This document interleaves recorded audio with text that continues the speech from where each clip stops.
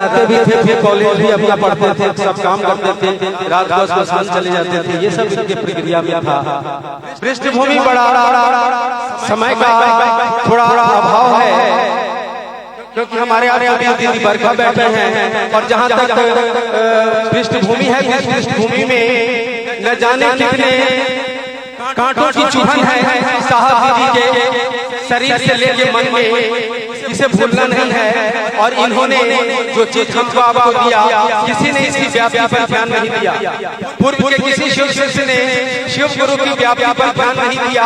किसी ने यह नहीं कहा कि जन जन में शिव के अन्य स्वरूप की तरह भगवान वो तो है ही, महाकाल है ही, महेश्वर है ही, वो सब है, वो अठारदानी है, लेकिन वो जगत गुरु है। इसकी व्याप्ति पर किसी शिव के शिष्य ने कभी कुछ नहीं कहा। इस पूरे त्रिभुवन में यह पहला शिव साहब श्री हरिहरानंद जी हैं, जिन्होंने अपने गुरु से अधिकृत होकर, अपने गुरु से आदेशित होकर इस काम को आरंभ किया कि शिव जन जन के गुरु हो सकते हैं। ये व्याप्ति है, ये शिव गुरु की व्याप्ति है, इसके प्रणेता है, इसके सूत्रधार है साहब श्री हरिहरानंद जी। व्याप्ति का प्रमाण देखिए, हमारा आपका दिल बोलता है। ये काम पहले के किसी शिव के सिलसिले ने नहीं किया। शिव के अनेक स्वरूपों की स्थापना तो हुई, शिव के गुरु स्वरूप से जुड़ने वाले महाराज ऋषि महर्षि भी आए, लेकिन हमारे आपके जैसे जन सामान्य को, हमारे आपके जैसे आध्यात्मिक जगत में कोई पता न रखने वाले को भी यह अधिकार दिया साहब श्री ने कि कोई भी व्यक्ति किसी भी जाति का हो, किसी भी धर्म का हो, किसी भी लिंग का हो, किसी भी वर्ण का हो, किसी भी समुदाय का हो, मांसाहारी हो, जलाहारी हो या निराहारी हो, उसको पूरी छूट है, पूरी आजादी है, पूरी स्वतंत्रता है कि वह भगवान शिव, जगत गुरु भगवान शिव को अपना गुरु बना सकता है। ये शाह का जयघोष है, शिव से सीधा क्रांति नहीं, यह महाजागरण है। और महाजागरण की व्याप्ति आज पूरे देश और देश से बाहर देखे जा रहे हैं। हम आप सभी आज साक्षी हैं शिव के गुरु होने का, हम साक्षी हैं साहब दीदी के संकल्प का, क्योंकि उस संकल्प में शिव बसे हैं। यह घटना, यह स्थल, यह समय इस बात को प्रमाणित कर रहा है। व्याप्ति देख लीजिए, व्याप्ति पर क्या बोलो। और जहाँ तक प्रयोजन रहा तो साहब जी कहते हैं कि शिव से शिव का एकमात्र प्रयोजन है स्वयं को और संगम को, सामने बैठे हुए लोगों को शिव गुरु से जोड़ने का, मन से जोड़ने का और स्वयं को ही जोड़ने का। यही एकमात्र उद्देश्य है। शिव से शिव का एकमात्र प्रयोजन है कि हम आप बैठे मैन टू मैन बात करें या बैठ के बात करें। एकमात्र प्रयोजन है कि लोगों के दिल में शिव गुरु की स्थापना हो। इसके अलावा इस कार्यक्रम का कोई दूसरा प्रयोजन नहीं है। यहाँ कोई गुरु नहीं है, यहाँ स्वयं शिव गुरु है। मार्ग है शिव से सीधा की, और गुरु और मंजिल स्वयं भगवान शिव हैं। एकमात्र हमारा प्रयोजन है कि दिल में वह महादेव गुरु के रूप में धड़के। अन्य रूप में हम आप उस बाबा को जानते हैं, लेकिन गुरु के रूप में हमने आपने उनको अपना दिल नहीं दिया है। याद रखिएगा, शिव गुरु के दरबार में दिल की हुलहुल चलती है, दिल की हुलहुल चलती है। यहाँ है ना, यहाँ कोलकाता में बड़ा बाजार घुसता, यहाँ कारोबार करने के लिए पैसे की हुंडी चढ़ती है। सुबह सुबह गर्दी खोल के लोग बैठते हैं, पैसे की हुंडी चलती है वहाँ व्यापारी दिशा में, आप सबको मालूम। लेकिन याद रहे, शिव गुरु में शिव गुरु से जुड़ने के लिए यहाँ तो दिल की हुंडी चलती है। इसलिए कहा साहब ने कि दिमाग से नहीं, दिल से जुड़ना। दिल से तो तुम बहुत सारे लोगों से जुड़ चुके हो। एकमात्र प्रयोजन है इस पावन आध्यात्मिक कार्यक्रम का, साहब दीदी के पावन आध्यात्मिक संकल्प का एकमात्र प्रयोजन है कि जन जन के दिल में वह घर घर का बाबा शिव गुरु के रूप में धड़के। इन्हीं शब्दों के साथ आप सबों को प्रणाम करना चाहूंगा। मेरा प्रणाम स्वीकार कीजिए और अपना आशीर्वाद प्रदान कीजिए। हम लोग दीदी बरका से कुछ सुनेंगे, कुछ समझेंगे, क्योंकि उनके कंधे से साहब दीदी के संकल्प और धैर्य की झोली टंगी है। साहब दीदी की यात्रा हिलने चल रही है। उस यात्रा के पथ में हम पथिक हैं और सभी उसी प्रवाह में चल रहे हैं। आज भी साहब की व्यवस्था जो रांची उपवन में है, जहाँ हम आप मिलने जाते थे, आज वो व्यवस्था उसी तरह से चल रहा है। और उसका प्रभार दीदी बरका को और अन्नू भैया को साहब ने दिया और कहा कि इस प्रवाह को एकदम प्रवाहित करके चलना, हम तुम लोगों के साथ हैं। इसलिए उन्होंने एक किताब लिख दी, आओ चले शिव की ओर। इसलिए आइए साहब के सानिध्य में हम सभी शिव की ओर चलेंगे और थोड़ी देर में दीदी बरका को हम आप सुनेंगे।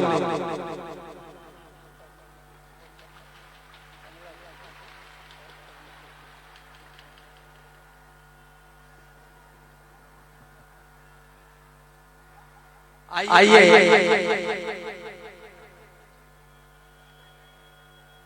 यहाँ जो भी भजन या चर्चा हो रहा है, मन को शिव गुरु के परिधि में रखने के लिए। अब आइए हम एक भजन सुनते हैं। गुरु महंत संगीता मल्लिक जी, संगीता मल्लिक जी से अनुरोध होगा कि वो आएं और हम लोगों को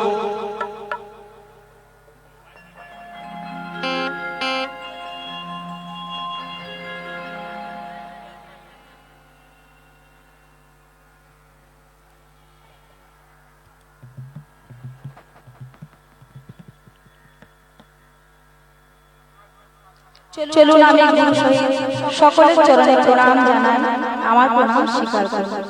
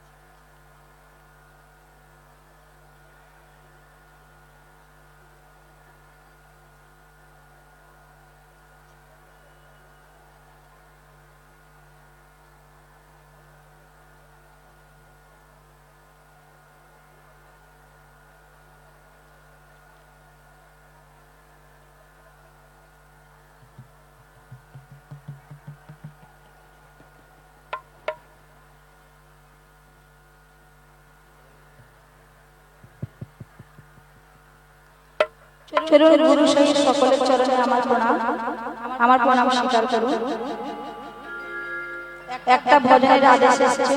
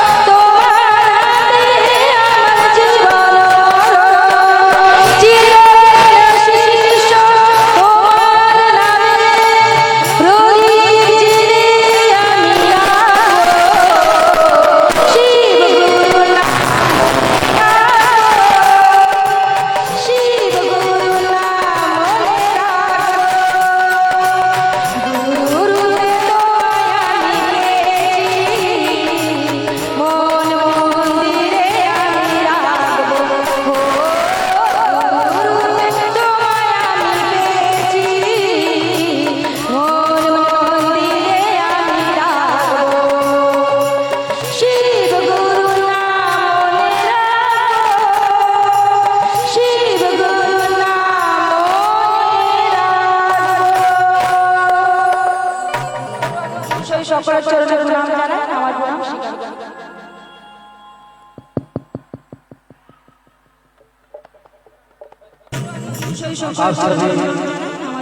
गुरु भाई गुरु बहन से निवेदन है कि गुरु शिष्य संबंधित अर्थात कोई प्रश्न हो जिज्ञासा हो से निवेदन है संबंधित गुरु से संबंधित कागज पे लिख के मन में जरूर भेजेंगे।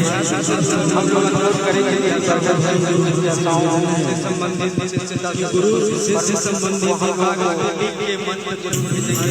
हम लोग अनुरोध करेंगे कि जिज्ञासाओं से संबंधित आइए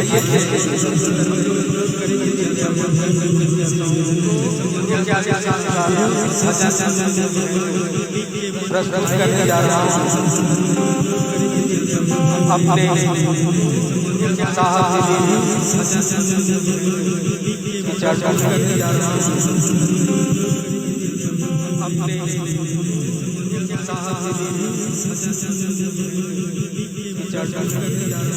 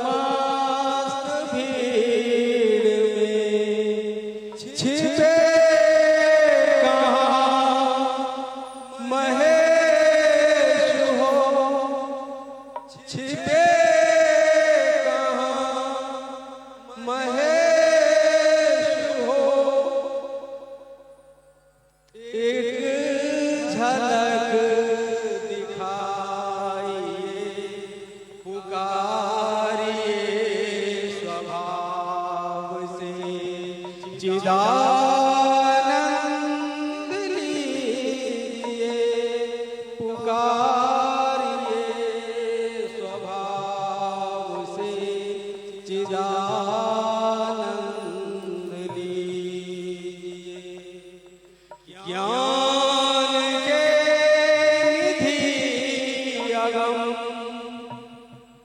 ज्ञान के निधि अगम, चुप से बैठिए, कर दया दया निधि, विलंब न कीजिए, रहा है टूट धीरवान, विलंब अब न कीजिए। ज्ञान के निधि अगम, चुप से बैठिए, कर दया दया निधि, अब अधिक न सोचिए, रहा है टूट धीरवान, विलंब अब न कीजिए, पुकारिए स्वभाव से दीनहीन शिष्य हूँ। कोई पात्रता नहीं है हमारी आपकी, कह रहा है शिष्य का मन गुरु से। दीनहीन शिष्य हूँ, मन प्राण बल से प्रेरित हूँ, कुछ क्रिया न साधना, अयोग्य हूँ अभिज्ञ हूँ, कर दया दया निधि, कृपा से सिद्ध कीजिए, कर दया दया निधि, कृपा से सिद्ध कीजिए, पुकारिए स्वभाव से चिदानंद लीजिए, गुरु का नाम लीजिए, किसी भी पल न भूलिए, गुरु का नाम लीजिए, किसी भी पल न भूलिए, किसी भी पल न भूलिए।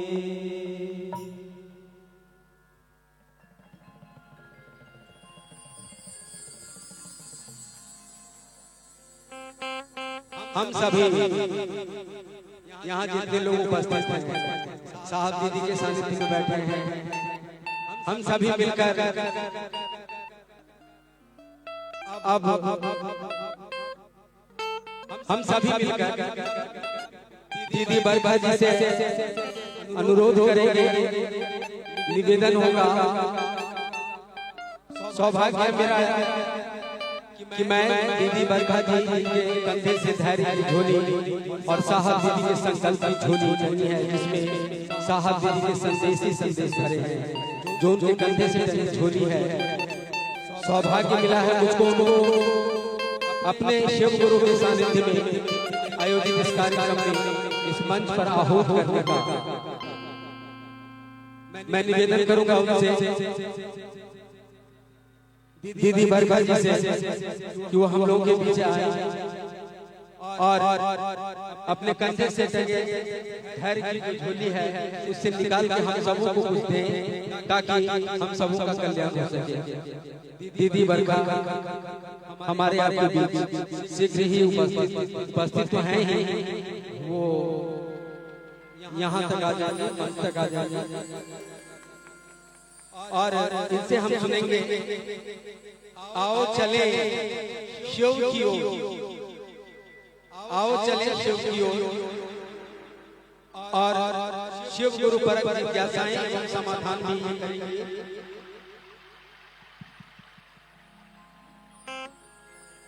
आओ चले, आओ चले शिव की ओर।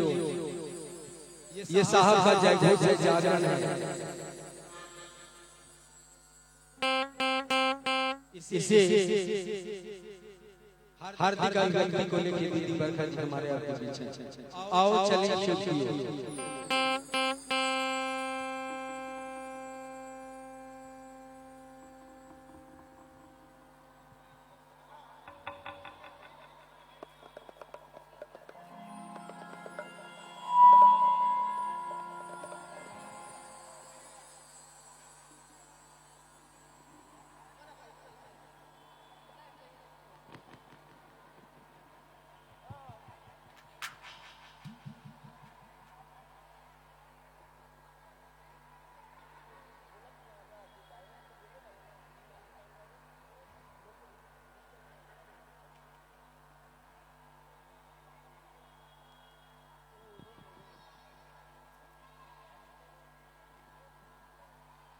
जो जहां है वहीं पे शांति बनाए रखें। ये सौभाग्य का पल है दीदी बरखा को सुनने का हम सबों के लिए। शांति बनाए रखें। करबर प्रार्थना है, पैर पकड़ता हूं शांत रहिए।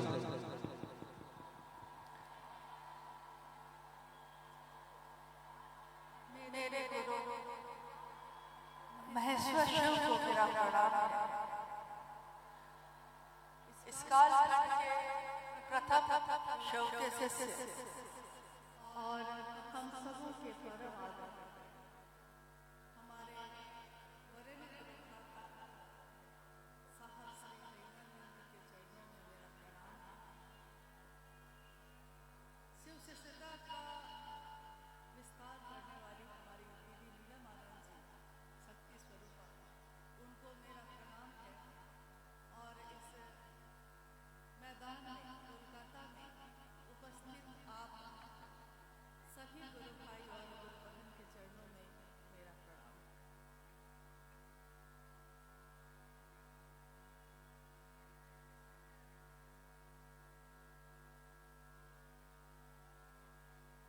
जीवन की इस तपती धूप में हमारे गुरु शिव छाँव बनकर आए और आज इस मैदान में भी उपस्थित हैं। आप सभी के चरणों में अनुरोध है। कुछ समय के बाद आप भी लौट जाएंगे, कुछ समय के बाद हम भी लौट जाएंगे, लेकिन हम अपने गुरु शिव की बात करने सारे लोग तो यहाँ इकट्ठे हुए हैं। ये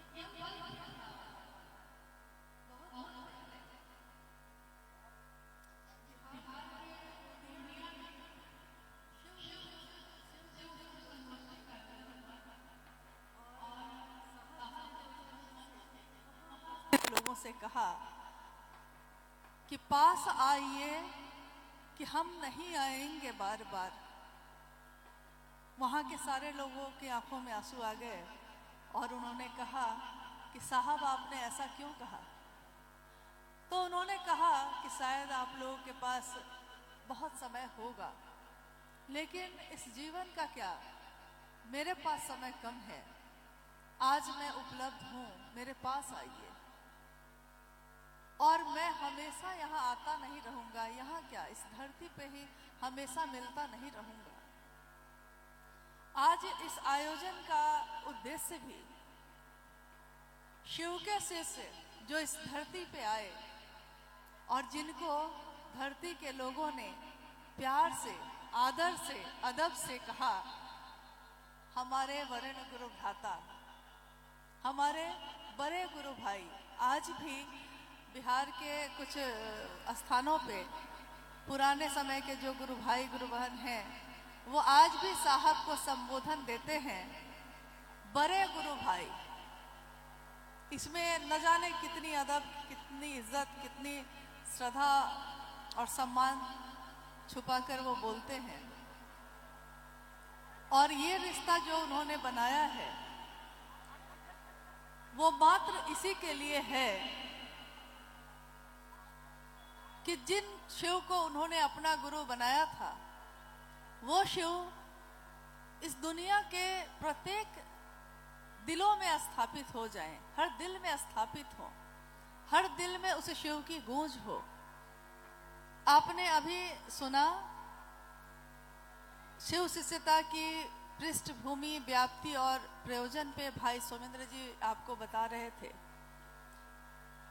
कल रात्रि में इसी मैदान में हम लोग आए थे और हम लोगों ने उस दिन को याद किया जिस दिन इस कोलकाता में साहब और दीदी पधारे थे अपने गुरु शिव का संदेश लेकर।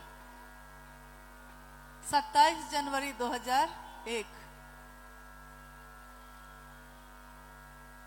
उस महोत्सव में कल मैंने पूछा कि कितने लोग थे, तो लोगों ने कहा कि 150। तो हम लोगों ने कहा कि बहुत थे, कम नहीं थे उस समय के अनुसार, क्योंकि इस धरती पे जब पहला शिव गुरु महोत्सव साहब हरिंदरनंद जी ने किया था वो गढ़ बरवारी के शमशान में किया था। और उस धरती पे जब शिव गुरु महोत्सव का आयोजन हुआ था तो उस आयोजन में आप जानते हैं कितने लोग थे?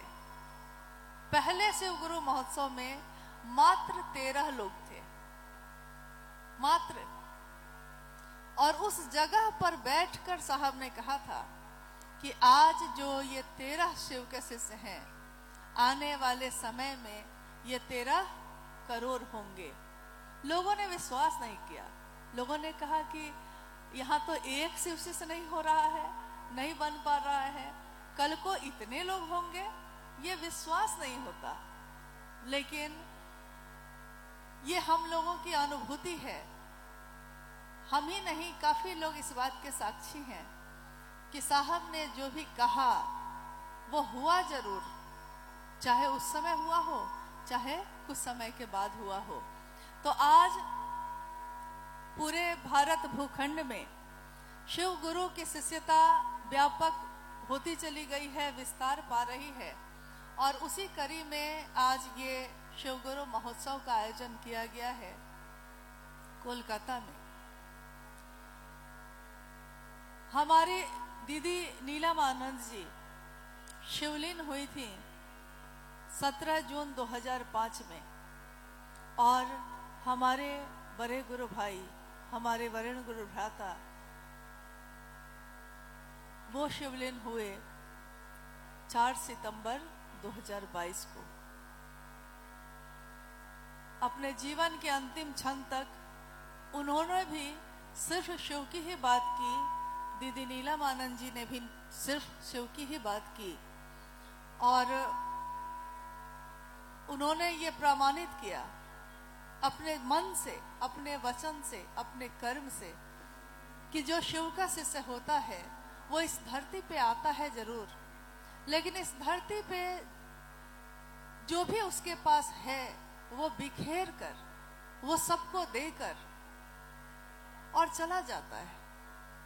लेकिन साहब ने एक बार कहा था कि जो ऊर्जा शिव की इस धरती पे आ जाती है वो फिर लौटती नहीं है।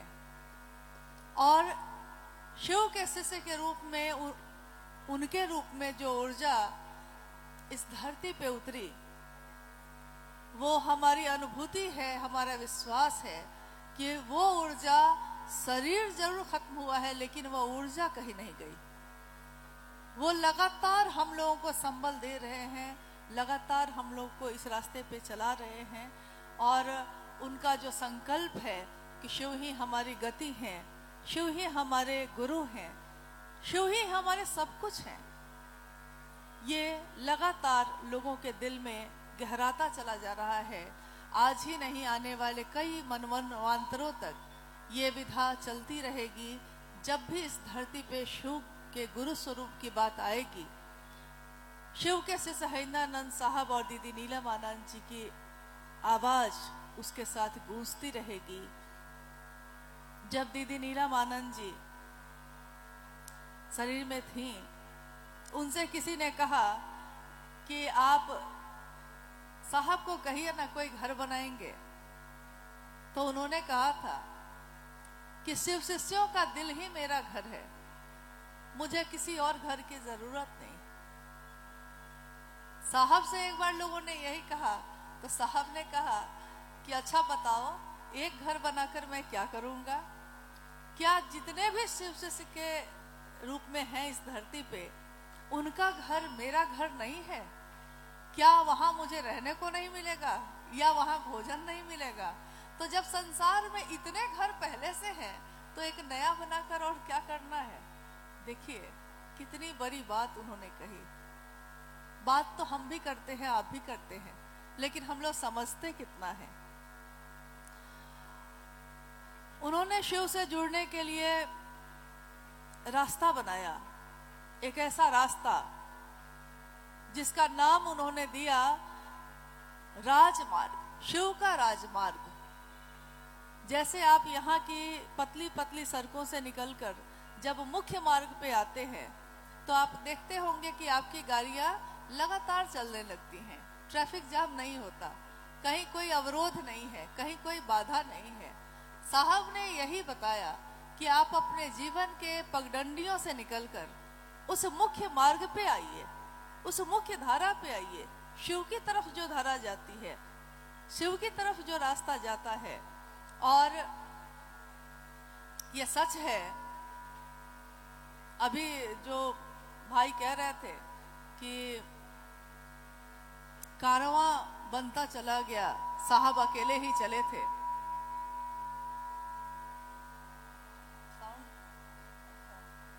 साहब अकेले ही चले थे, और जब उन्होंने शिव को गुरु बनाया था तो कोई उनके साथ नहीं था।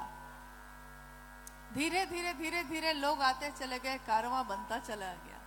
मैंने कहीं पढ़ा था कि लाख तूफान आते हैं, लाख तूफान आए, लेकिन ये दिया जलता रहा। साहब के जीवन में, एक शिव शिष्य के जीवन में सारे झंझावात आए, सारे परेशानियां आई, सारी समस्याएं आई, लाख तूफान आए, मगर ये दिया जलता रहा।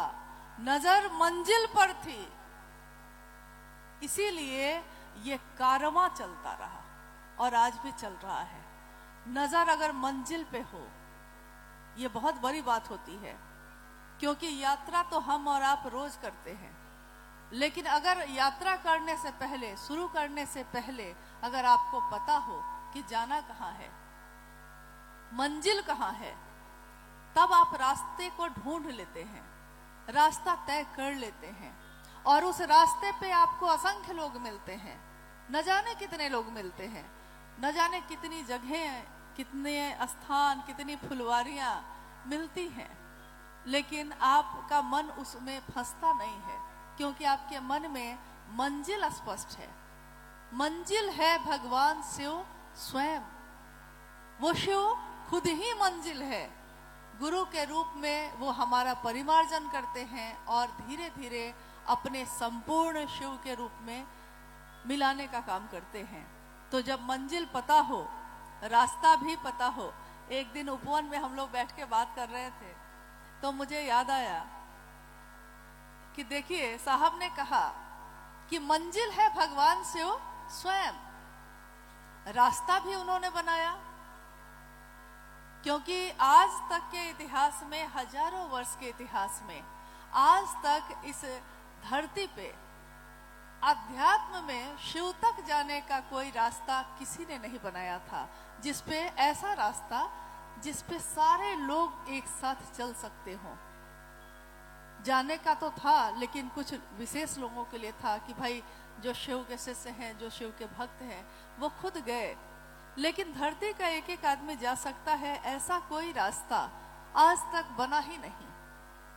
हमारे वरेण्य गुरुभ्राता ने वो रास्ता बनाया, जिसके बारे में अभी मैंने कहा कि उस रास्ते को उन्होंने नाम दिया शिव शिष्यता का राजमार्ग है। ये आज कितने आराम से हम सभी शिव को गुरु मानते हैं और तीनों सूत्रों के बारे में जानते हैं, तो तीनों सूत्र करते हैं और इस राजमार्ग पे आराम से चल रहे हैं।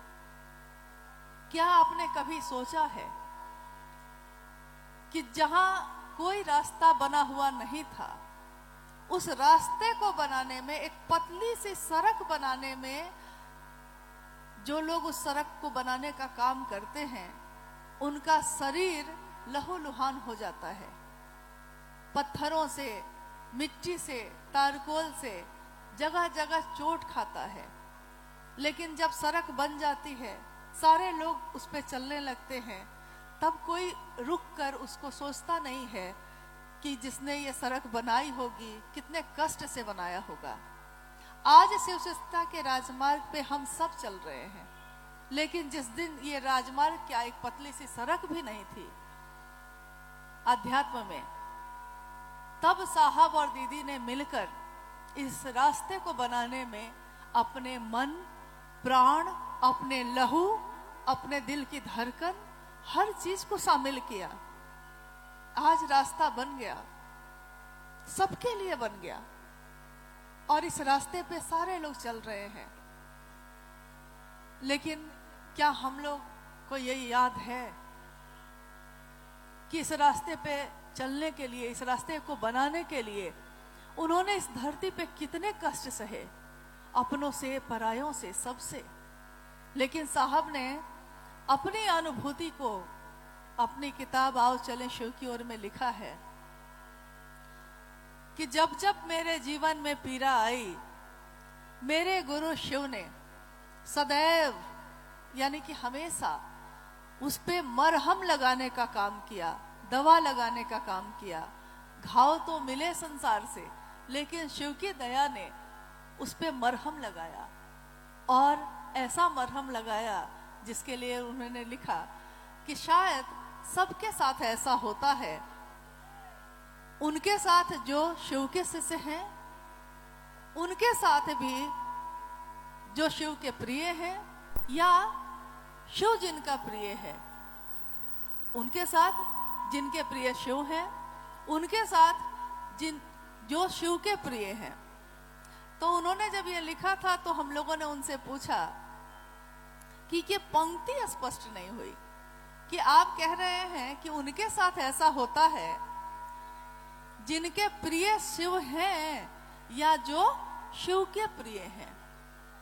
तो साहब ने उसी समय कहा था कि मैंने जो अपने जीवन की बातों को लिख दिया है, कोई भी आने वाले समय में अगर इसको दिल से पढ़ेगा तो वो समझेगा, लेकिन अगर दिमाग से पढ़ेगा तो नहीं समझ पाएगा, क्योंकि ये रास्ता तो दिल का है, इसमें दिमाग का क्या काम है। उन्होंने कहा, समझाया कि आज मेरे प्रिय शिव हैं, हमेशा रहेंगे, इसकी गारंटी आप दे सकते हैं, क्योंकि जीवन के आने वाले झंझावात, जीवन में आने वाली घटनाएं आपको ऐसा तोड़ती हैं कि आपको शिव क्या सब कुछ छूट जाता है, हर चीज मन से उतर जाता है, वो शिव भी उतर जाता है। हम सोचते हैं कि बेकार कर दिया इतना समय, शिव ने दिया ही क्या, क्योंकि हम लौकिक कामनाओं से सिर्फ शिव को जोड़ते हैं। तो आज शिव प्रिय हैं, कल आपकी प्रियता बदल सकती है। उसी में उन्होंने कहा कि आपके हमारे बीच काफी ऐसे लोग हैं, काफी ऐसे शिव शिष्य हैं जो अपने अपने क्षेत्र में शिव गुरु का काम करते हैं, शिव गुरु की बात करते हैं। वहां के स्थानीय लोग को लगता है कि मैंने शिव को तो देखा नहीं, मैंने साहब को तो देखा नहीं, तो मैं जिसको देख रहा हूं मैं क्यों नहीं उसी को पकड़ लेता हूं। तो लोग उसको पकड़ लेते हैं, फिर सिलसिला शुरू होता है, भैया प्रणाम, दीदी प्रणाम, ये सिलसिला शुरू होता है। धीरे धीरे अहंकार और सम्मान का भाव ऐसा पकड़ता है कि आप समझ ही नहीं पाते कि आपका मन कब शिव के रास्ते पे चलते चलते कब खड्डों की तरफ चला गया, पता ही नहीं चला। तो साहब ने कहा कि अच्छा बताइए, अगर जीवन के किसी घटना पे, जीवन की किसी ऐसी परिस्थिति में वो व्यक्ति, वो शिव का शिष्य अगर टूट गया तो स्वाभाविक है उसके साथ जुड़े हुए सारे लोग टूटेंगे। लेकिन अगर कोई शिव को ही पकड़ता है तब क्या होगा? कोई अगर शिव को पकड़ ले तो फिर शिव उसको नहीं छोड़ते, और वहां कोई भटकाव भी नहीं है।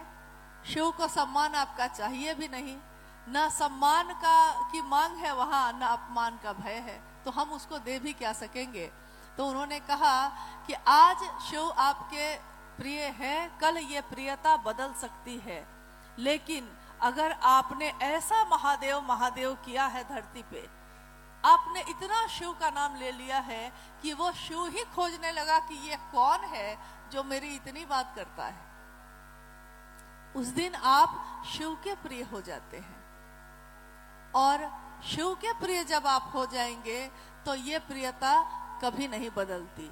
उन्होंने कहा कि क्या आपने किसी को देखा जो शिव का प्रिय हो?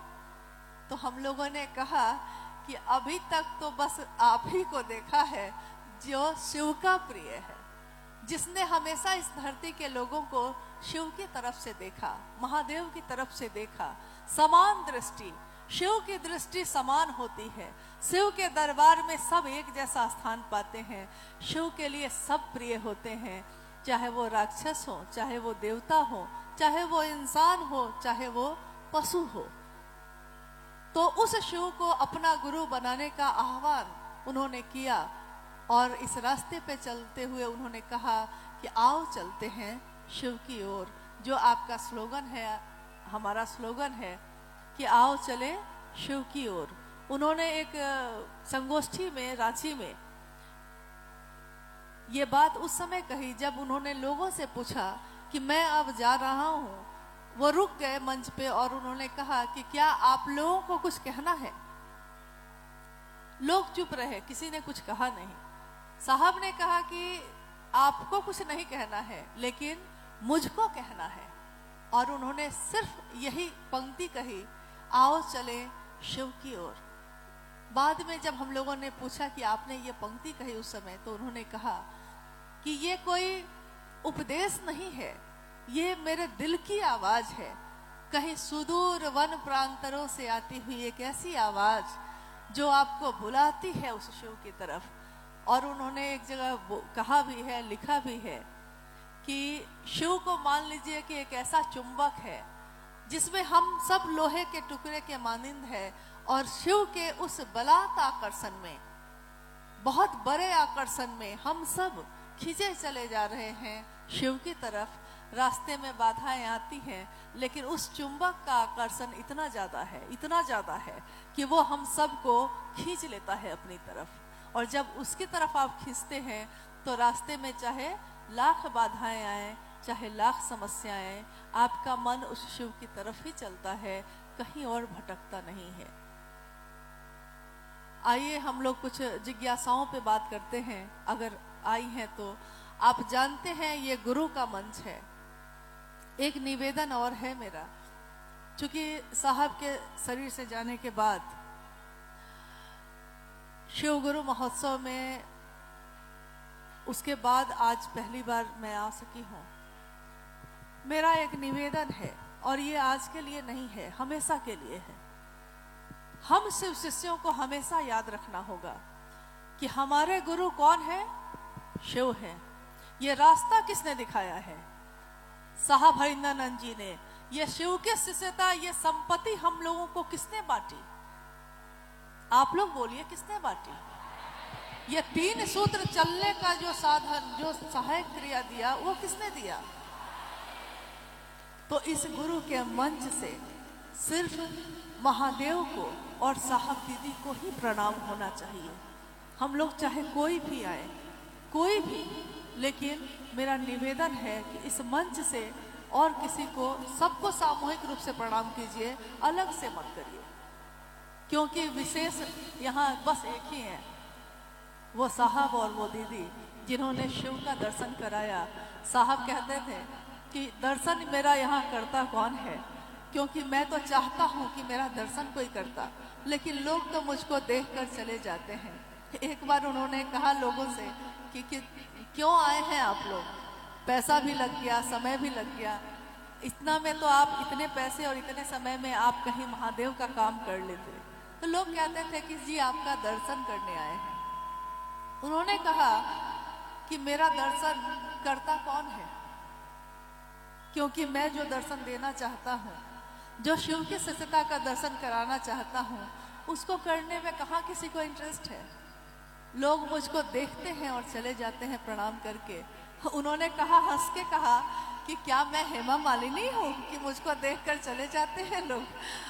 तो खैर, और हम लोगों ने कहा कि आप उससे बहुत ऊपर हैं, आपकी खूबसूरती रूह महसूस करती है, वो देखा नहीं जा सकता है।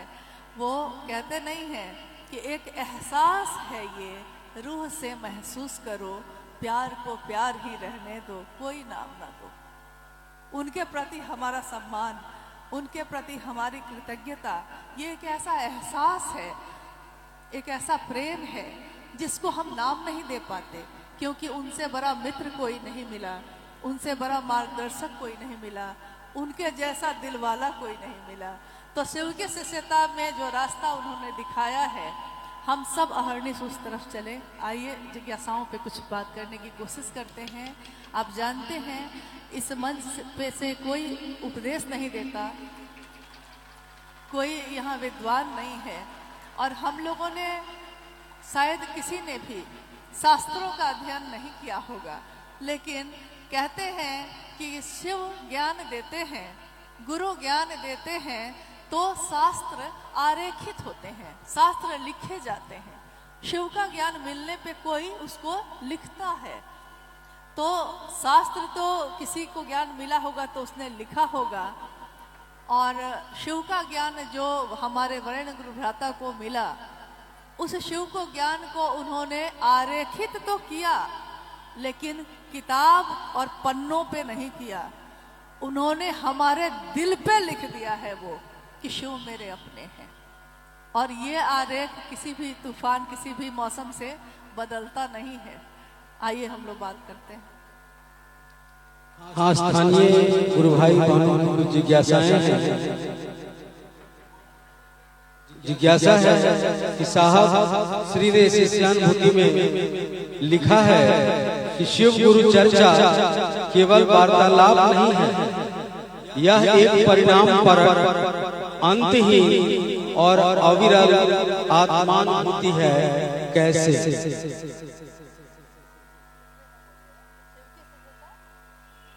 शिव गुरु चर्चा केवल वार्तालाप नहीं है, यह एक परिणाम पर अंतहीन और अविरल आत्मानुभूति है। आध्यात्म शिव की चर्चा हमारा दूसरा सूत्र, जिसमें हम शिव की बात करते हैं। आप देखिएगा कि आप अपने जीवन में जिस चीज के बारे में ज्यादा बात करते हैं, आपका मन उसी चीज से भर जाता है। अगर संकीर्णता की बात करिएगा तो संकीर्णता से भरेगा। आप गौर करिए ना, खुद के जीवन में गौर करिए। मतलब खुद के जीवन में गौर करने पर मुझको याद आया कि एक जगह मैंने कहीं पढ़ा था कि एक गुरु ने अपने शिष्य को, जब वो घर जाने लगा गुरुकुल से, अपने आश्रम से जब वो घर जाने लगा, तो उसने कहा कि गुरु कुछ ऐसा दीजिए कि मैं घर जा रहा हूँ, फिर आऊँगा, तो कुछ ऐसा दीजिए जिससे मेरा ज्ञान और बढ़े, मुझको और ज़्यादा ज्ञान प्राप्त हो। तो गुरु ने उसके एक दर्पण दिया, आईना जिसको हम लोग कहते हैं, एक दर्पण दिया, और कहा कि इस दर्पण में तुम किसी की भी जो उसके अंदर बुराई है, वो अगर ये दर्पण तुम्हारे पास है, अगर तुम देखना चाहोगे तो उसकी बुराई तुमको दिख जाएगी, पता चल जाएगा। अब वो दर्पण जब मिल गया उस शिष्य को, तो उसने सबसे पहले क्या किया, उस दर्पण को पहले गुरु की तरफ घुमाया। तो देखता है कि दर्पण में गुरु में भी कुछ बुराई है। अब ये असमंजस में पड़ा। अब वो घर की तरफ चला, रास्ते में भी वो जहां जाए सबके तरफ दर्पण को घुमाए, सबके अंदर बुराई थी। पूरी यात्रा तय करके घर गया, लौटा। जब लौट के आया गुरु के पास फिर से, तो उसने कहा कि गुरुजी, इस दर्पण में तो कोई ऐसा नहीं मिला जिसके अंदर बुराई नहीं हो, जिसके अंदर कमी और अवगुण नहीं हो। तो उसके गुरु ने कहा कि क्या ये दर्पण तुमने अपनी तरफ भी घुमाकर देखा था? तो उसने कहा नहीं। तो गुरु ने कहा कि ये शुरुआत तो स्वयं से करनी थी पहले, तो वो तो तुमने की ही नहीं। तो यही हाल रहता है हम लोगों का भी। शिव की चर्चा एक आत्मानुभूति है, अविरल लगातार चलने वाली आत्मानुभूति। और साहब ने कहा, खुद भी शिव के शिष्य बनो और दूसरे को भी प्रेरित करो। यानी कि पहले शुरुआत तो अपनी तरफ से करनी होगी ना। खुद भी शिव के शिष्य बनो और दूसरे को भी प्रेरित करो। इस क्रम में, इस काम को करने में हम शिव की बात करते हैं, शिव की चर्चा, जिसको हम लोग कहते हैं शिव चर्चा, हम ये बात करते हैं। ये परिणाम परक है। कैसे?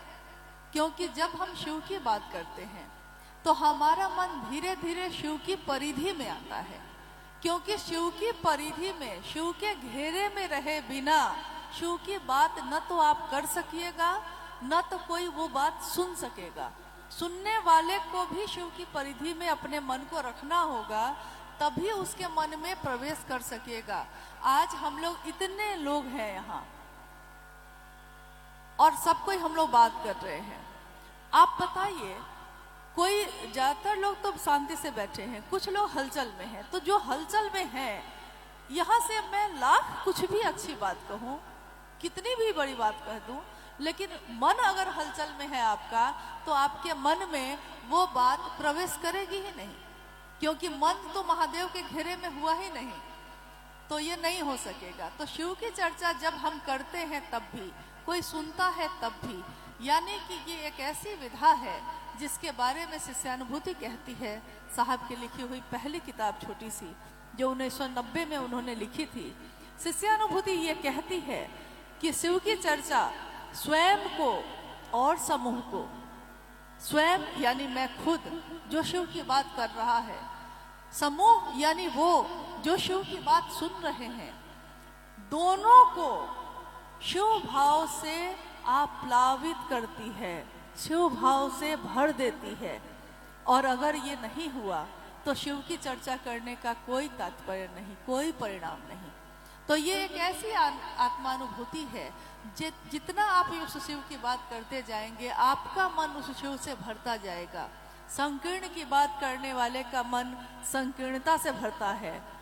देखिएगा आप, जो हमेशा किसी चीज में नकारात्मक देखेंगे, धीरे धीरे उनका मन भी नकारात्मक हो जाता है, फिर वो किसी पे विश्वास नहीं करते।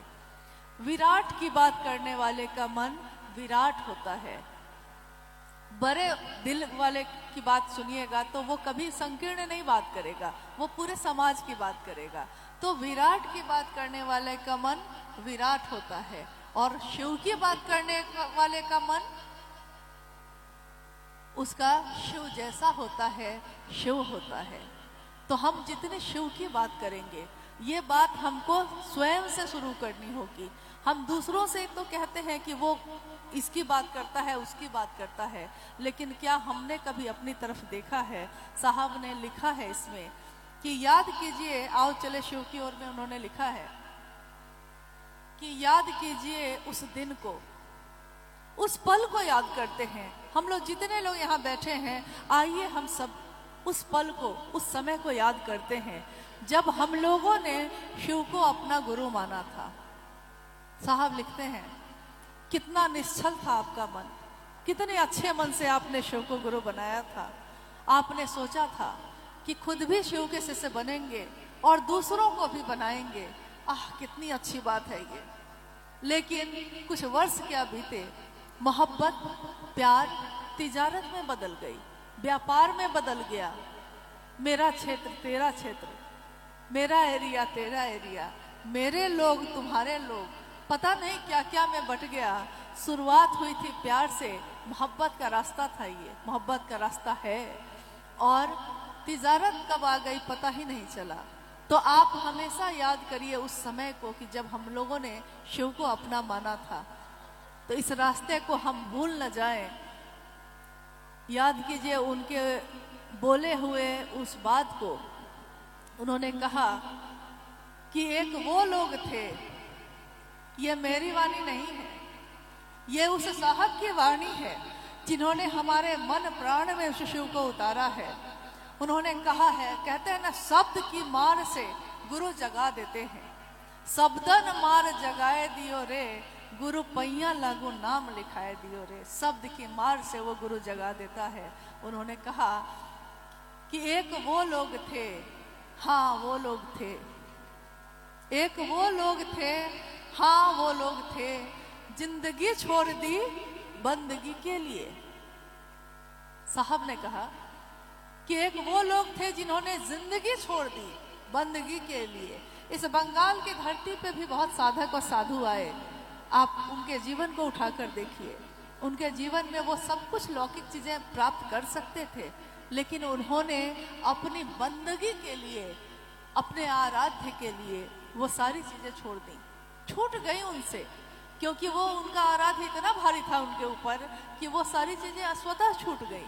छोड़ने का कोई प्रयास नहीं था, छूट गया बस।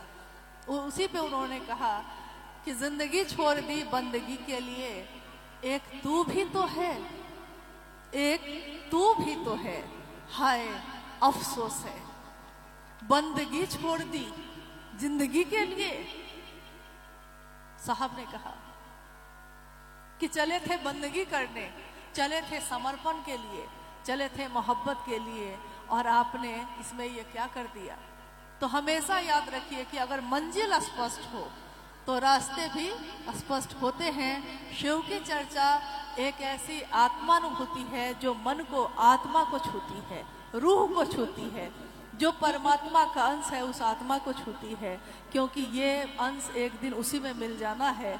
तो साहब ने ये कितनी अनुपम विधा दी, कितनी अच्छी विधा दी, जिस पे चलकर हम अपने मन में उस शिव को भर सकते हैं। दूसरी जिज्ञासा है कि साहब श्री कहते हैं कि हम इंसान जो भी हैं वो शिव का अंश है। तो शिव को तो अघोर बोला गया, तो हम लोगों का मन गुस्सा, अहंकार और दुख से घोर क्यों होता रहता है, क्यों हो जाता है?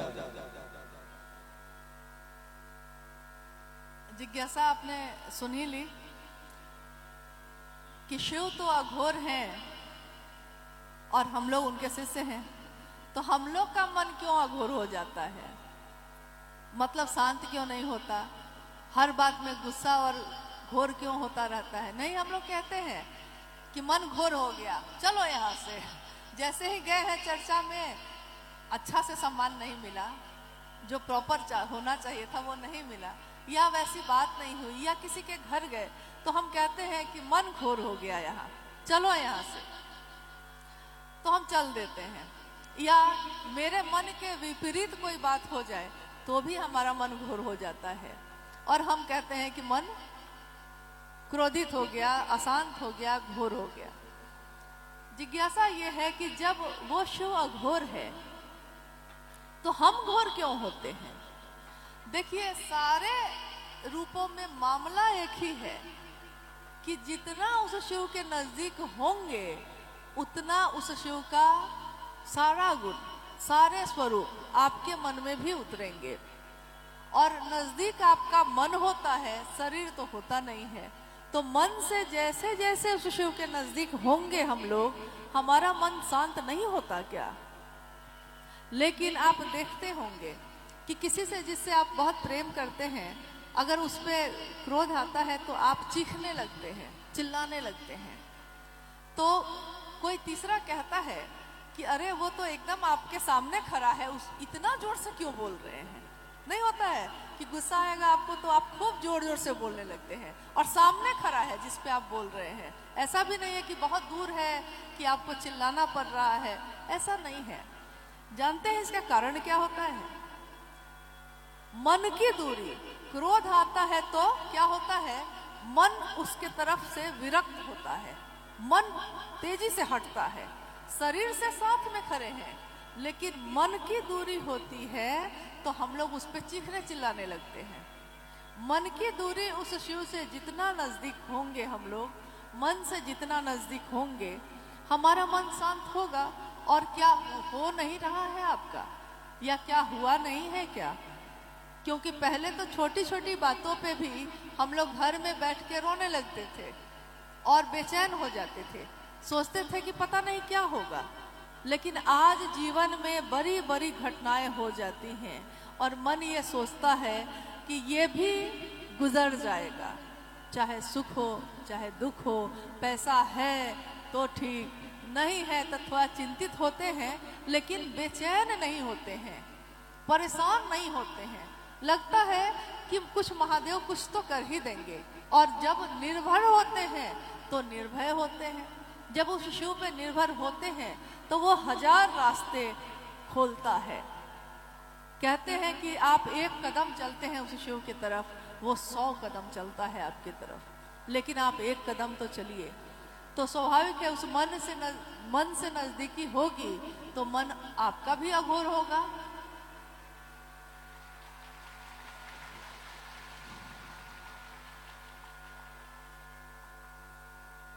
एक गुरु भाई ने पूछा है कि मेरी जिंदगी में बहुत क्या शिव की ओर चलना ही उलझनों का हल है? दोनों बार मेरे जीवन में बहुत सारी उलझन है। क्या शिव की तरफ चलना ही इस उलझन का हल है? उलझन का हल है। देखिए, उलझन भी हमारा आपका मन ही लेता है। आप देखिएगा कि बहुत बार ऐसा होता है कि घर में कोई समस्या खड़ी हो गई है, आप घर में एकदम व्यथित मन से निकले हैं और किसी बहाने कोई शिव की बात शुरू कर देता है, शिव की चर्चा शुरू कर देता है, तो होता क्या है, आपका मन तुरंत ही उस उलझन को भूल जाता है। उलझन तो है, आपके मन ने उस उलझन का साथ लेने से इनकार कर दिया है। क्यों? क्योंकि आपके मन पे भारी है शिव। साहब ने शिव की, गुरु की एक अलग ही व्याख्या की। दुनिया कहती है गुरु शब्द का अर्थ होता है अंधेरे से रोशनी की ओर ले जाने वाला, अंधेरे में पड़ी जीवात्मा को रोशनी दिखाने वाला। साहब ने कहा कि इसके साथ साथ गुरु की एक और परिभाषा होती है।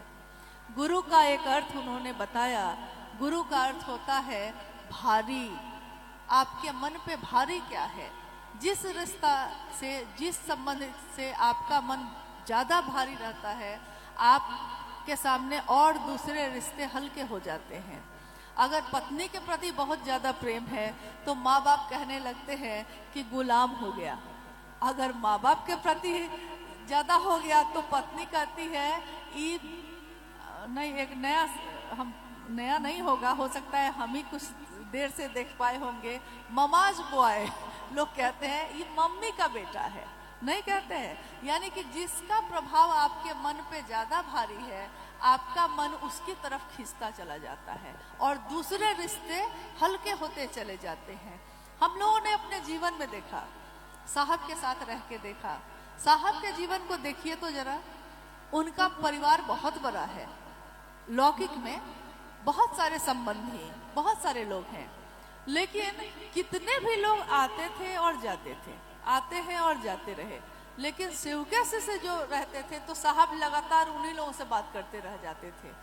नतीजा ये होता था कुछ संबंधी तो आना ही छोड़ देते थे, क्योंकि उनको पता था कि वहां जाएंगे तो चुपचाप बैठना पड़ेगा और महादेव की बात सुननी पड़ेगी। तो देखिए, साहब के मन पे कौन भारी रहा? स्वाभाविक तौर पे उनके गुरु भाई गुरु बन रहे। क्यों गुरु भाई गुरु बन रहे? गुरु भाई गुरु बन के कारण नहीं, जो शिव की बात करता है, जो उनके गुरु की बात करता है, वो उनके मन पे भारी रहा, उनके गुरु उनके मन पे भारी रहे, तो संसार के और रिश्ते उनके मन पे हल्के रहे। और धीरे धीरे हम लोगों के अंदर भी ये बात उतर रही है। हुआ क्या है कि ये सारा कुछ इतना आराम से और इतने धीरे धीरे होता है कि हम लोग को पता ही नहीं चलता है कि हम थे तो पहले वही, लेकिन आज हम क्या हो गए हैं ये आईना भी समझ नहीं पा रहा है। क्योंकि पहले भी यही शरीर था, लेकिन ये अंदर का जो मन है वो बदल गया। थे तो पहले भी हम वही, पहले गहने अच्छे लगते थे, पहले कपड़े अच्छे लगते थे, व्यापार अच्छा लगता था। अब व्यापार करते हैं जीवन को चलाने के लिए, लेकिन ये आसक्ति नहीं है कि कितना कमा लें कितना कमा लें। जितने में काम हो जाता है उतने में गुजारा करते हैं। साहब ने शिव के शिष्यों के जीवन में एक अद्भुत चीज उतारी। चाहे जीवन में फकीरी हो, जीवन में ऐसी फकीरी हो कि पॉकेट में कुछ नहीं है, लेकिन साहब की ही पंक्ति है ये कि होला बहुत लोग के पास, लेकिन झमकावेला कोई कोई। होता सबके पास है बहुत कुछ, लेकिन दिखा सब नहीं पाते हैं। और शिव के शिष्य के पास लौकिक चीजें होती नहीं है। हो सकता है पॉकेट में पैसा भी नहीं हो, लेकिन मिजाज तो ऐसा होगा कि आप मिलिएगा तो लगेगा कि कहाँ के आदमी से मिल रहे हैं। फकीरी में अमीरी की अदा लाए हैं हमारे गुरु शिव।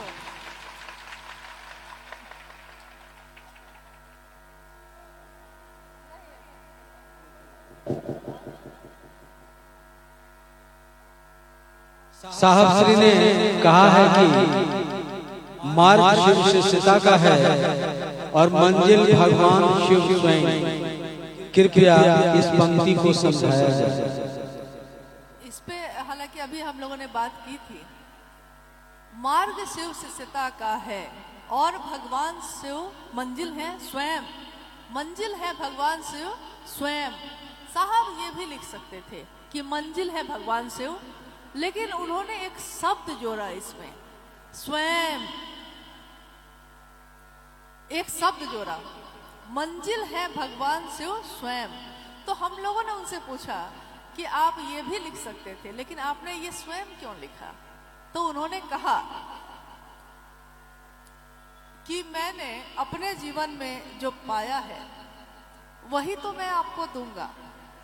मैंने अपने जीवन में ये देखा है कि मैंने जिस दिन से शिव को गुरु बनाया है, मेरी नजर शिव पे ही रही। मैं दुनिया में चाहे जिसके साथ रहता हूँ, चाहे जिसके साथ चलता हूँ, चाहे जो मेरे पास बैठता है, चाहे जो मेरे से नहीं मिला है, लेकिन उन सब के प्रति रहते हुए भी, साथ रहते हुए भी मेरी नजर हमेशा शिव पे रही। और मार्ग ये क्या था? शिव की शिष्यता, शिव की शिष्यता का भाव।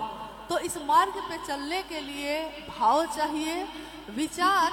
शिव एक विचार है, शिव मेरे गुरु हैं, ये एक विचार है। लेकिन एक दिन ये विचार दिमाग में पैदा होता है। विचार तो कभी भी दिमाग में ही पैदा होंगे। एक दिन ये विचार दिमाग में पैदा होता है और धीरे धीरे ये घनीभूत होता है और दिल में प्रवेश करता है। दिल में प्रवेश करता है तो वो भाव होता है।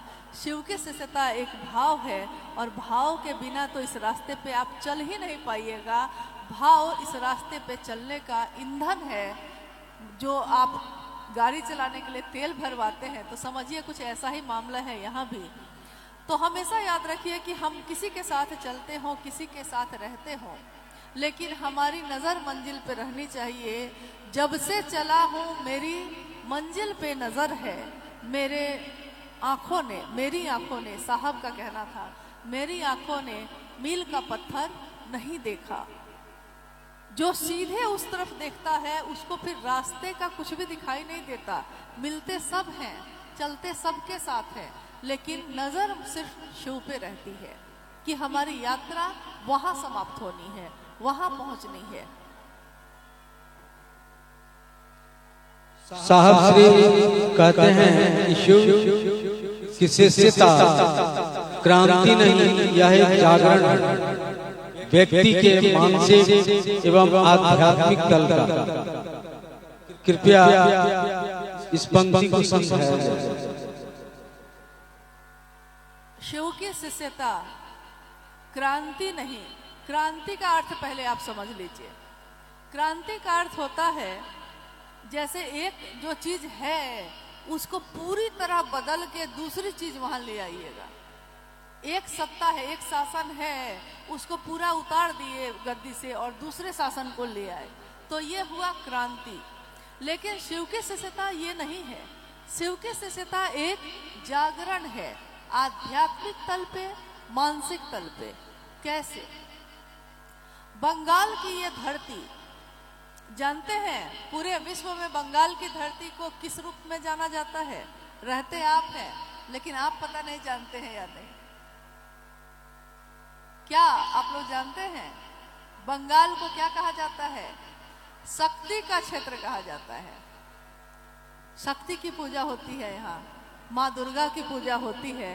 ये धरती बंगाल की शक्ति की पूजा करती है। शक्ति कौन है? कौन है वो शक्ति? महादेव की ऊर्जा, महादेव की इच्छा जो शक्ति के रूप में प्रकट हुई। सारा ब्रह्मांड उस शक्ति से संचालित है। हम उस शक्ति को नमन करते हैं और हम कहते हैं कि ये जो शिव की चर्चा है, ये जो शिव की बात है, ये जागरण है। जागरण का अर्थ क्या होता है? क्योंकि बहुत बार आप जब नौ दुर्गा का व्रत करते हैं तो रात में बहुत लोग अपने घर में पूरी रात भजन उजन गाते रहते हैं और कहते हैं हमने माँ का जागरण किया था। मतलब क्या हुआ इसका? क्या जागरण का अर्थ सिर्फ गाना गाना, भजन करना है, संगीत करना है? नहीं। जागरण अपने मन का, मन में जो आपकी ऊर्जा सोई है, आप उसका सानिध्य प्राप्त करके, उस ऊर्जा का सानिध्य प्राप्त करके अपने मन को जगाते हैं। आपने सुना होगा कि प्रारंभिक समय से जब कोई शिव को अपना गुरु मानता था तो हम लोग एक उद्घोष करते थे और आज भी करते हैं, जागा जागा महादेव का।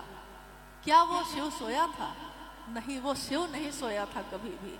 लेकिन हमारे आपके मानसिक तल पे वो शिव सोया हुआ था, हमने सुला दिया था। हमारे जीवन में होते तो सारे रूप हैं, सारे भाव हैं, लेकिन वो शुरुआत में सोए रहते हैं। समय के साथ वो प्रकट होते हैं।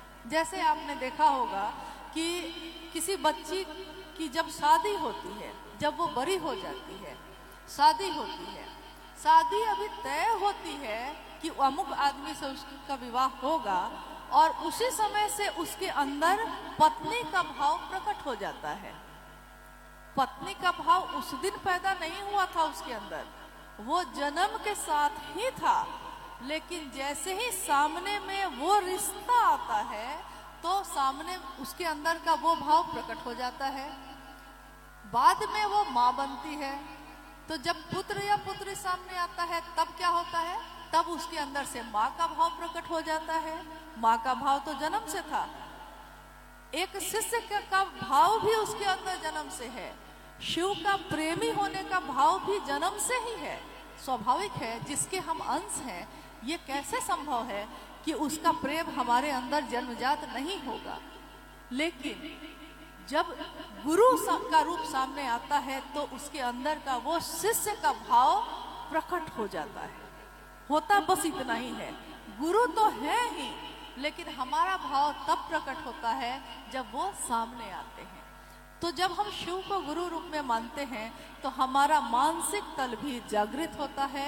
आध्यात्मिक यानी कि अपने आप की खोज, अपनी खोज, अपने आत्मा का विज्ञान कि कौन है हम, क्यों आए हैं इस धरती पे, कोई तो कारण होगा। क्या मेरा इतना ही परिचय है कि मैं किसी की माँ, किसी की बहन, किसी का भाई, किसी का पिता हूँ, या मेरे अंदर जो है उसका कोई ऐसा परिचय है जिसको मैंने अभी तक देखा ही नहीं है? तो मैं कौन हूँ ये जानने का विज्ञान साहब ने दिया कि उस शिव को गुरु बना लो तो वो बता देंगे कि तुम कौन हो, तुम अपने स्वरूप को पहचान सकोगे। और शिष्य का सर्वोत्तम रूप क्या होता है?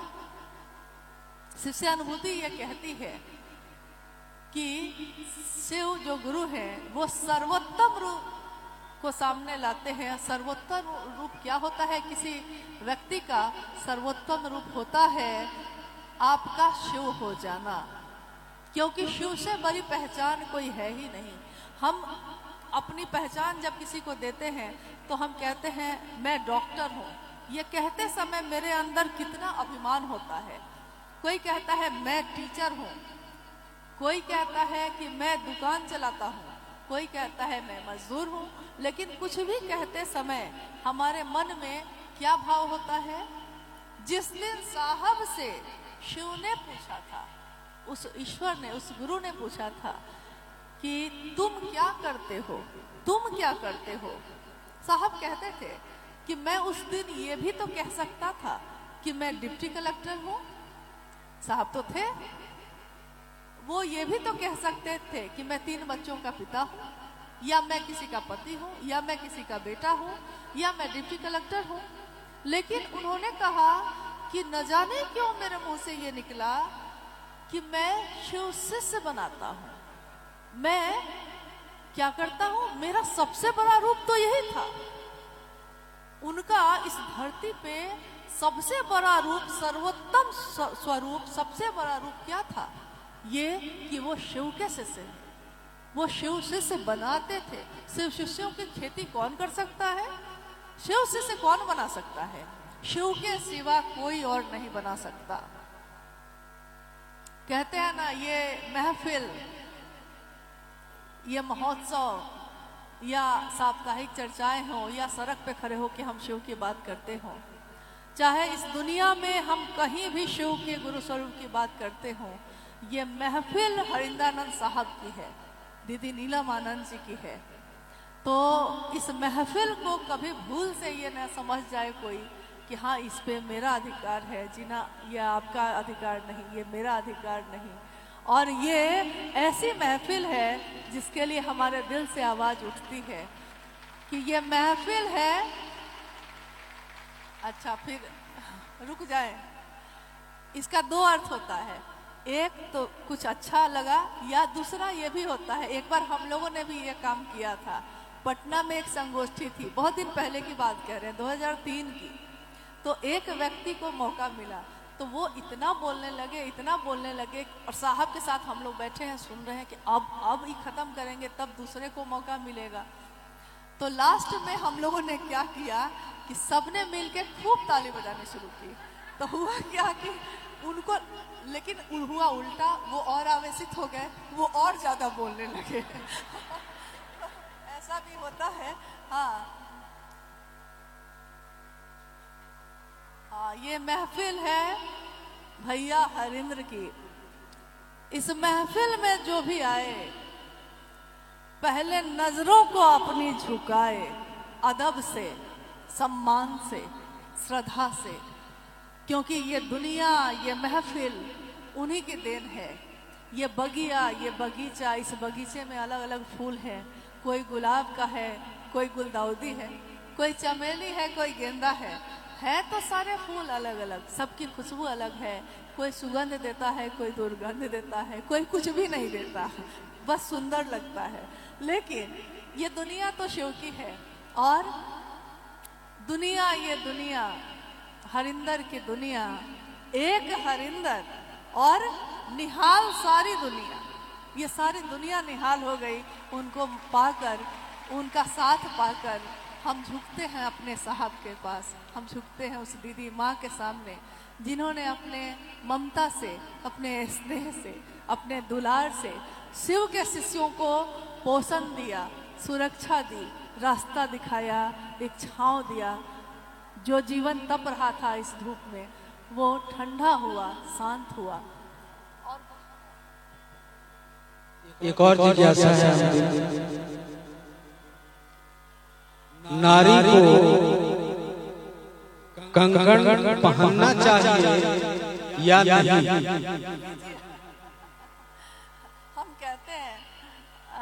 और साहब की लिखी हुई बात है कि जाति, धर्म, वर्ण, लिंग, संप्रदाय से ऊपर है शिव की शिष्यता। शिव की शिष्यता इन सबों से ऊपर है। शिव की शिष्यता में कोई फर्क नहीं पड़ता कि पुरुष हैं या स्त्री हैं। मैं खुद अपनी बात कहती हूँ।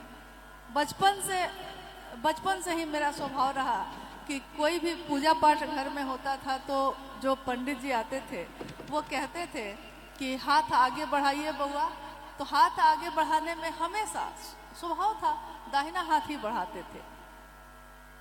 बाद में क्या हुआ कि कभी कभी वो बोलते थे कि महिलाओं को बायां हाथ बढ़ाना चाहिए, तो ये बात मेरी समझ में कभी नहीं आई कि ये क्यों होना चाहिए। हाथ तो दोनों मेरा ही है, मेरी इच्छा हम किस में पहनते हैं।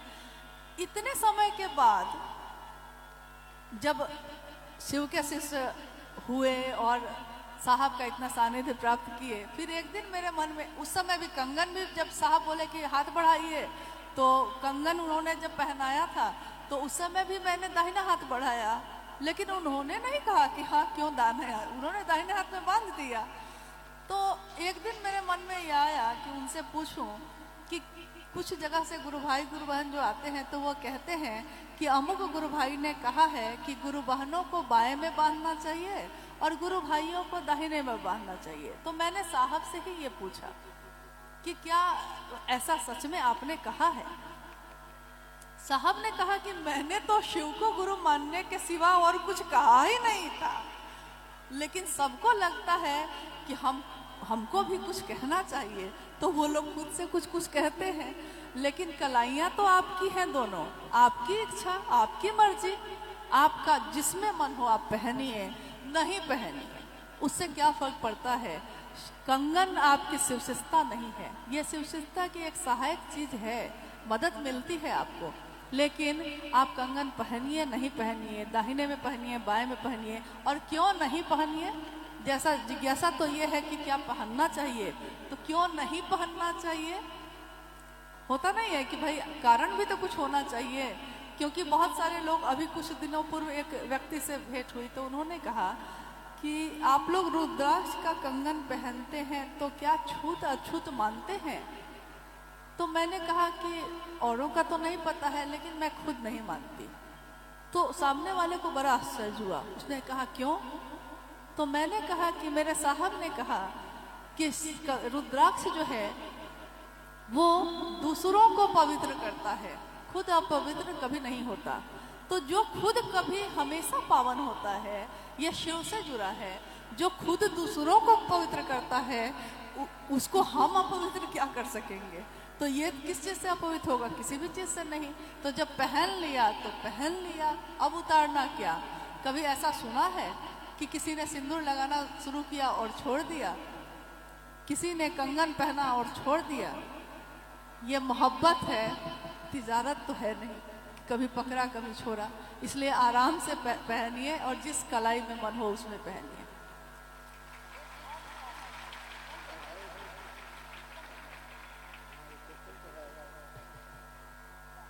एक अंतिम जिज्ञासा, शिष्यानुभूति में साहब श्री ने लिखा है कि समष्टि से सिमटा हुआ व्यक्ति मूल मानवीय गुणों से वंचित है। समष्टि से सिमटा हुआ व्यक्ति मूल मानवीय गुणों से वंचित है। बाद में इन्होंने आओ चले शिव की ओर में लिखा कि मैंने शिव के गुरु स्वरूप की समष्टिगत पुनर्स्थापना तो शिव की दया से कर दी थी। अब हजारों की संख्या में शिव से शिष्याएं दिख जाते हैं। अब शिव गुरु व्यक्तिगत शिव गुरु से व्यक्तिगत संबंध बनाकर करना महज शेष था।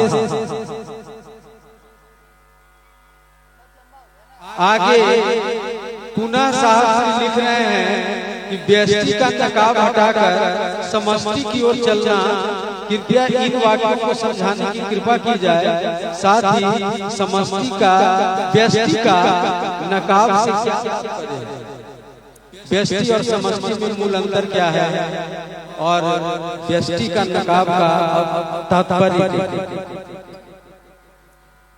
हालांकि जितनी बड़ी जिज्ञासा है कि आपको याद भी नहीं रहा होगा कितना लंबा है, लेकिन इसको थोड़ा सा हम लोग सरल करते हैं और इसके बाद फिर हम लोग भी विदा लेंगे। समष्टि से सिमटा हुआ व्यक्ति, तो पहले तो आप समष्टि शब्द का अर्थ समझ जाइए कि समष्टि का अर्थ होता है समाज, ये दुनिया। तो समष्टि से सिमटा हुआ व्यक्ति यानी समाज से कटा हुआ व्यक्ति, मूल मानवीय गुण यानी इंसान का मूल मानव का एक गुण क्या होता है? करुणा, ममता, स्नेह, प्यार, सहानुभूति। इंसान का स्वभाव यही है। क्रोध उसका स्वभाव नहीं है, क्रोध वो ले आता है, स्वभाव उसका प्रेम है। तो समाज से जो व्यक्ति धीरे धीरे कट जाता है, वो आपने देखा होगा कि मूल जो उसका स्वभाव होता है उससे भी वंचित हो जाता है। जैसे आप यहाँ महानगर में रहते हैं और गांव में जाइएगा तो आपको दिखाई देगा कि सब कोई एक दूसरे से मतलब रखता है, लेकिन जैसे जैसे वो बड़े शहर में जाता है, बगल के फ्लैट में कौन है इसका भी उसको पता नहीं होता। कितनी बार ऐसा हुआ है, आपने पेपर या अखबार में कभी मतलब पढ़ा होगा कि बगल वाले फ्लैट में किसी की मौत हो गई है और दुर्गंध जब आने शुरू हुई है, पुलिस बुलाई गई है, तो पता चला है कि उसकी मौत हो गई। यानी एक समाज जिसमें इंसान रहता है, वो जब समाज से कटने लगता है, अलग अलग कुनबे में हो जाता है। पहले संयुक्त परिवार थे, धीरे धीरे एकल परिवार बढ़ने लगे, तो जितना आप अलग अलग होते गए, आप अकेले पड़ते गए और नतीजा ये हुआ कि आप समाज से हट गए, कट गए। तो मूल जो चीज़ें थी, आपकी संवेदनाएं थी, वो भी धीरे धीरे खत्म हो गई। आप किसी के दुख को देख के दुखी नहीं होते, किसी की खुशी देख के आप खुश नहीं होते, उल्टा होता है। मतलब दुख देख के हंसते हैं, ठीक हुआ, और सुख देख के तो और ज्यादा दिक्कत होती है। सबको बड़ी जलन है, लेकिन किस चीज में? एक दूसरे के सुख में। जलन सबको है, लेकिन किस बात के लिए? एक दूसरे के सुख में है। साहब ने वही लिखा है कि समष्टि से सिमटा हुआ व्यक्ति, ये शिष्यानुभूति की लाइन है, मूल मानवीय गुणों से भी वंचित हो जाता है। मतलब मूल आदमी का गुण भी उससे छूट जाता है, इंसान इंसान नहीं रह पाता। आओ चले शिव की ओर में उन्होंने एक जगह लिखा है कि मैंने समष्टिगत यानी कि समाज में सामूहिक रूप से हजारों हजार की संख्या में शिव के गुरु स्वरूप की पुनर्स्थापना, यानी शिव तो स्थापित थे ही, लेकिन फिर से उस शिव को स्थापित किया समाज में। ये काम तो मैंने कर लिया, अब व्यक्तिगत जो संबंध है शिव से वो करना अभी शेष है, यानी बचा हुआ है। उसी में बाद में उन्होंने एक पंक्ति लिखी कि व्यष्टि से क्या,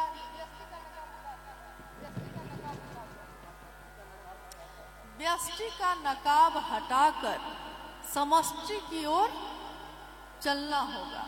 व्यष्टि का नकाब, व्यष्टि मतलब अर्थ हुआ कि हम खुद अपनी बात कह रहे हैं, मेरी बात हो रही है, मैं, व्यष्टि, समष्टि, समाज।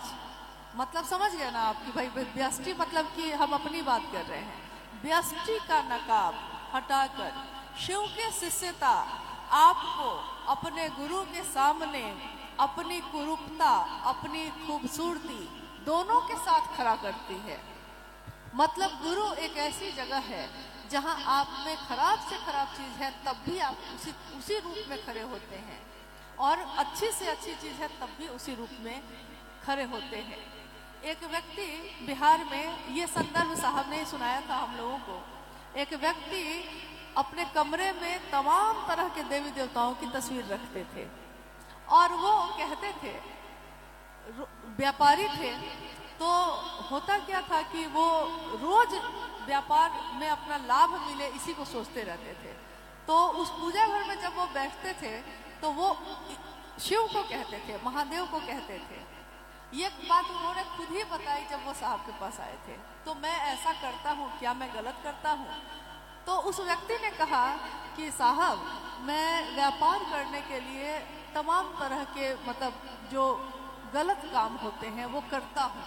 मेरी लाचारी है, झूठ बोलना पड़ता है, फरेब करना पड़ता है, मतलब थोड़ा भ्रमित करना पड़ता है कि व्यापार चले।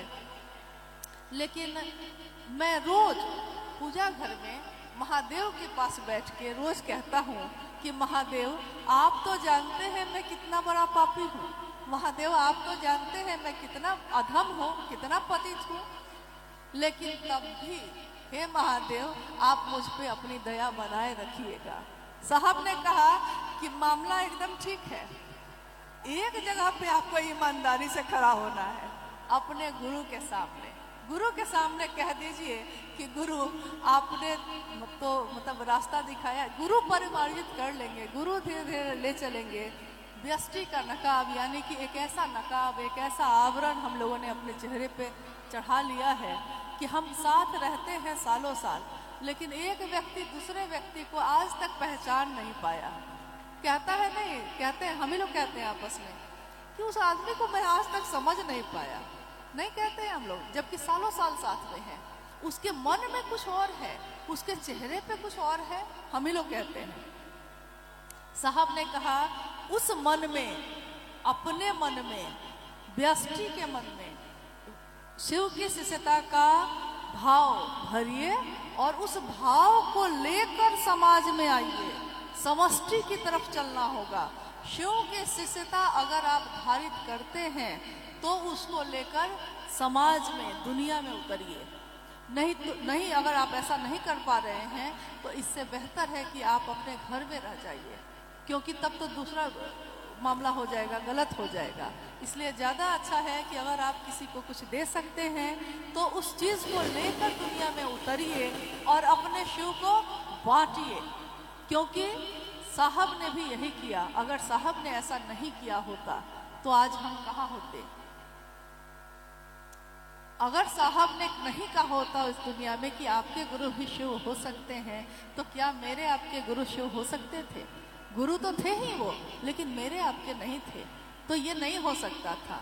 प्रत्येक शिव शिष्य का ये कर्तव्य है कि वो अपने समाज में, अपनी दुनिया में, अपने परिवार में शिव को उतारे।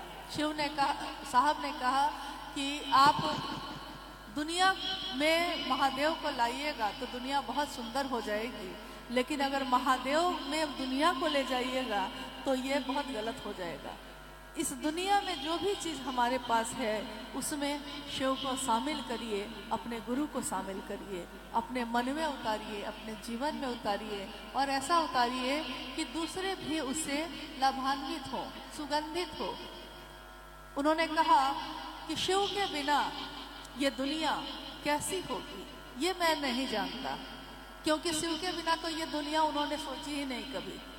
तो साहब ने कहा कि शिव के बिना ये दुनिया, इस दुनिया की दशा और दिशा क्या होगी ये तो मैं नहीं जानता, लेकिन शिव के साथ ये दुनिया सबल होगी, सुवासित होगी, शिवमय होगी, ये मैं जानता हूँ। तो हम सब शिव का साथ लें। आइए इस जगह पे हम सब अपने मन में ये सोचें, उस दिन को याद करके जिस दिन हम लोगों ने शिव को अपना गुरु बनाया था, कि हम खुद भी शिव के शिष्य बनेंगे और दूसरों को भी शिव का शिष्य बनाएंगे। तो साहब की इस दुनिया में, दीदी की इस दुनिया में, शिव की इस दुनिया में हम सब अपना अपना योगदान दें, अपना अपना काम करें और इस रास्ते पे चलते रहें। जीवन रहा और फिर मिलना हुआ तो फिर मिलते रहेंगे हम लोग। नहीं मिल सके तो कोई बात नहीं है, सबसे ज़रूरी है साहब और दीदी का साथ लेना। हम उनका साथ लें और याद रखिएगा कि साहब का साथ लेने वाला इस जगत में हमेशा शिव की दया से आद्र जो चीज़ें होती हैं वो इस संसार में, इस दुनिया में हमेशा विजयनी होती है। शिव की शक्ति का ये क्षेत्र शिव के कार्य में जगे, यही कामना उस शिव से मैं करती हूँ और अपने साहब दीदी से ये आशीर्वाद मांगती हूँ। आप सभी के चरणों में प्रणाम है कृपया आप लोग शांति पूर्वक धीरे धीरे यहाँ से जाएंगे और अपने घर को सुरक्षित पहुँचेंगे। आप सबको मेरा प्रणाम। बहुत सुंदर हम लोगों ने अभी दीदी बरखा को सुना। आप लोग बैठिए, कार्यक्रम चलेगा अभी थोड़ी देर और। आप बैठ जाइए और हम अब निर्मला दास कोलकाता से अनुरोध करेंगे कि वो मंच पर आए। आभार एवं